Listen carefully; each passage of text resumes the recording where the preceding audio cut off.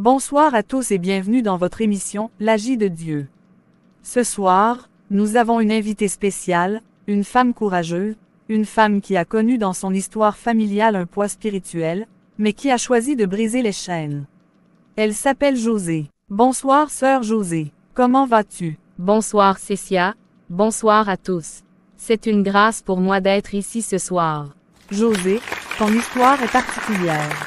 Tu viens d'une famille marquée par une parole prononcée il y a longtemps par ton arrière-grand-mère. Est-ce que tu peux nous raconter ce qu'il s'est passé? Oui, tout a commencé avec mon arrière-grand-mère. Elle s'est mariée très jeune et dans son mariage, elle a connu beaucoup de souffrances, violence, humiliation, rejet.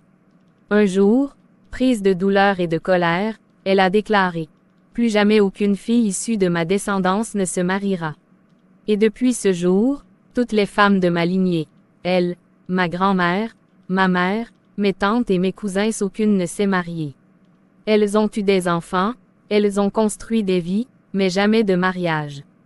Comme si une malédiction avait été posée sur nous. Et toi, quand as-tu pris conscience de ce poids sur ta vie?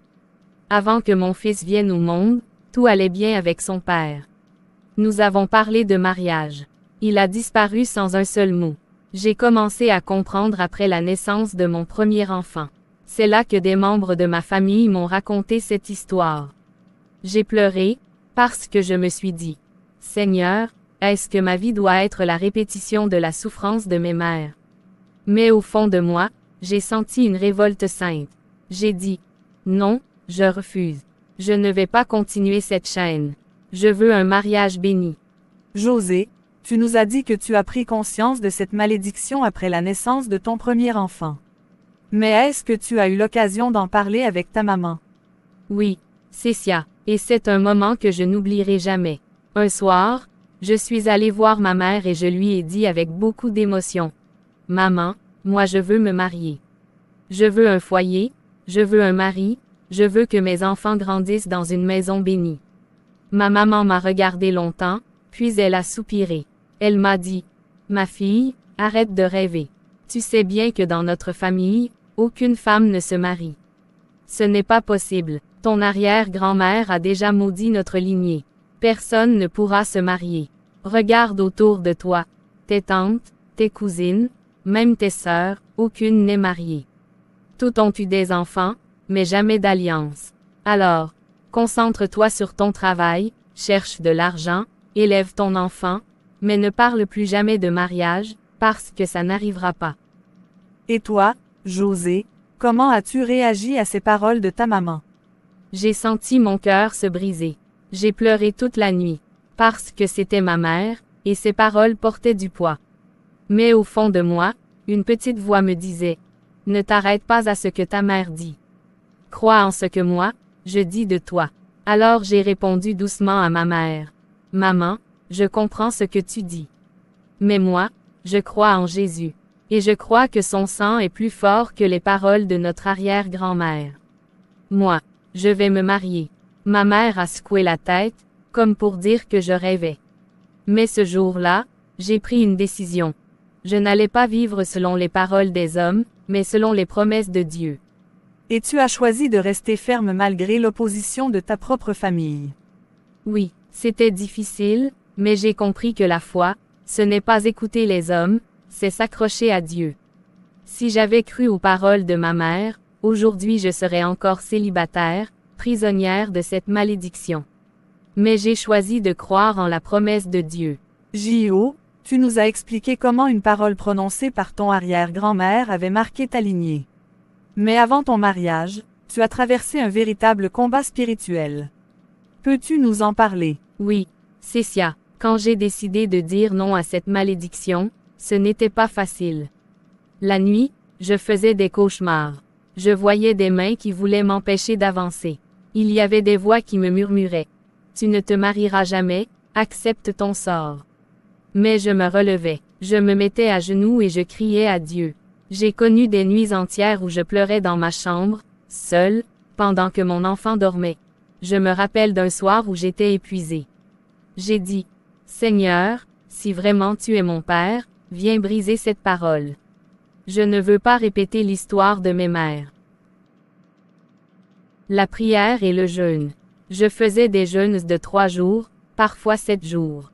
Je lisais la Bible à voix haute et je proclamais. Par exemple, chaque fois que je sentais la peur, je me levais et je criais. Ce que Dieu a béni, personne ne peut le maudire.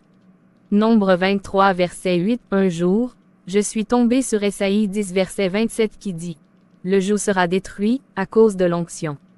Alors j'ai commencé à répéter cette parole.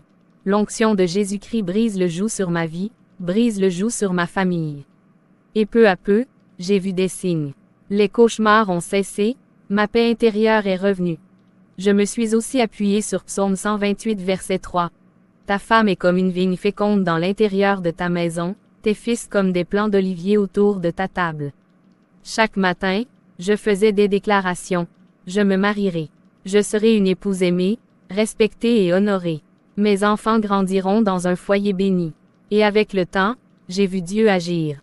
Tu as donc vécu une véritable délivrance. Oui, une délivrance profonde.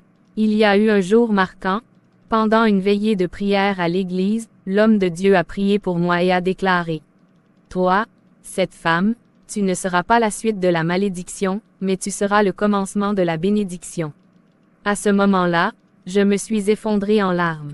J'ai senti comme un poids quitter mes épaules. C'est ce jour-là que j'ai su que Dieu avait changé mon histoire. Et peu après, tu as rencontré ton mari. Oui, et ce qui m'a frappé, c'est que Dieu n'a pas seulement donné un mari, mais il a donné un homme de prière. Quelqu'un qui aime Dieu plus que tout. Aujourd'hui, quand je vois mon foyer, je comprends que Dieu m'a non seulement délivré, mais il m'a aussi restauré. Quand mes cousins, mes tantes, mes sœurs ont assisté à mon mariage, elles m'ont demandé, « Comment as-tu fait José ?» Je répondais « C'est Jésus, oh, c'est Jésus. » Alléluia! Quelle victoire! Ton témoignage me rappelle Apocalypse 12 verset 11. Ils l'ont vaincu à cause du sang de l'agneau et à cause de la parole de leur témoignage. Tu es la preuve vivante que même une malédiction ancestrale ne peut résister au sang de Jésus.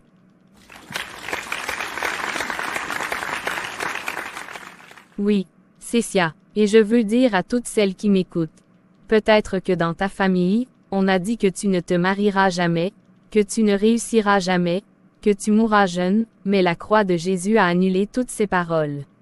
Moi, je suis la preuve que Dieu peut transformer une malédiction en bénédiction. Merci beaucoup José pour ce témoignage bouleversant. Chers téléspectateurs, souvenez-vous. Jésus-Christ est le seul qui peut briser les chaînes du passé. Ne vous contentez pas des paroles négatives héritées de vos familles, mais proclamez la parole de Dieu. Si ce témoignage vous a édifié, je vous invite à vous abonner à notre chaîne, à liker, commenter et partager.